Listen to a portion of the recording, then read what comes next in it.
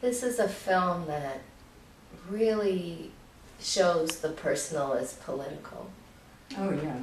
You know, the personal life of MT and the personal life of her mother, and how that worked together to have more understanding about the world and the global impacts of war. It's a beautiful film that shows how a small story can really...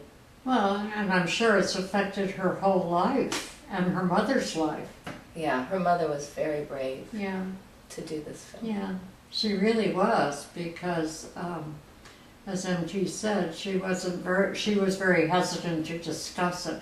Can you imagine holding all of that emotion in for 25 or 30 years or longer?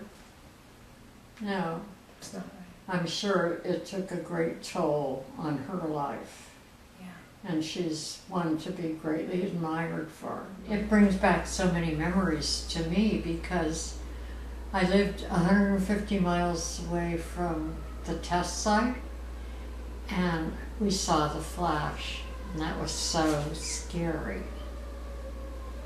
Besides that, I worked with a lot of people that were employed by the Atomic Energy Commission. Of course, they couldn't speak or say anything, but we all knew what they were doing.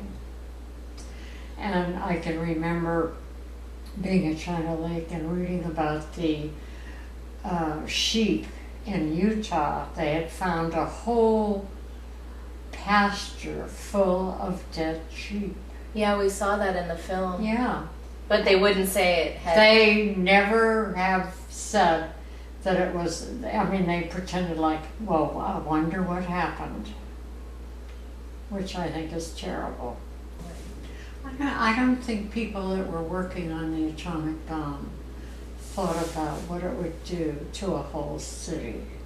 Well, they knew. They knew it would be destruction, but I don't think they knew the extent. And even if it was just a smaller amount, would that be justified? Well, they didn't care what happened to the Japanese people. They knew, but we didn't. You guys weren't told what really happened, right? No, not for a long time. Did you think about the Japanese people?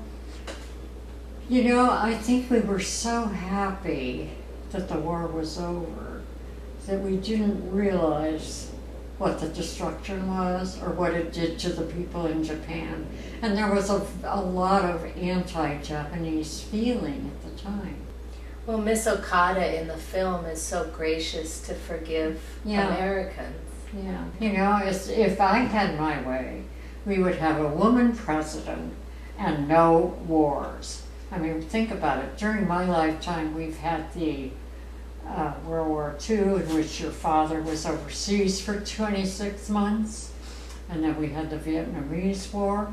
And then we had the Korean War. And now we have this one. And what have we solved? Nothing. So how do you have a government that you don't trust? Well, do you trust them now? So I think military people think differently than we do. That's why we need to have women as presidents. Good luck. Yeah, I know. But women are not, I mean, they have more compassion, I think.